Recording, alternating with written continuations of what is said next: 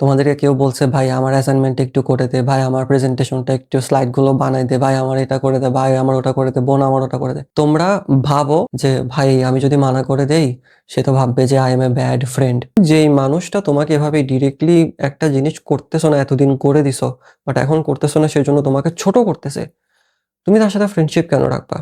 Find a different group, find a different friend. তুমি নিজেকে ভালোবাসা, নিজেকে প্রায়োরিটি দেওয়া is not a bad thing. তুমি দেখতেছো যে তুমি এই মুহূর্তে এই জিনিসটা হ্যান্ডেল করতে পারবে না, তুমি যদি আসলে তাকে হেল্প করতে চাও তুমি বলো যে আমি এখন পারতেছি না, আমি একটু ব্যস্ত, তোকে আমি কালকে করে দিচ্ছি বা পরশু করে দিচ্ছি, তুই আমাকে পরশু একটু নক দিস। আর যদি দেখো যে তুমি এই জিনিসটা পারবাই না, এক্ষেত্রে তুমি সরাসরি বলো যে আই উইশ আমি তোর জন্য জিনিসটা করতে পারতাম, বাট এইটা করার মতন যে সিচুয়েশন এটা আমার এই মুহূর্তে নাই, আই এম রিয়েলি সরি। এটা বলার পরে যদি তুমি দেখো যে তাদের ব্যবহারে পরিবর্তন আসতেছে, তারা ইগো দেখাচ্ছে, বলতেছে তোমার পার্ট বেড়ে গেছে, তাহলে ইউ হ্যাভ টু আন্ডারস্ট্যান্ড যে ওরা তোমাকে ইউজই করছে।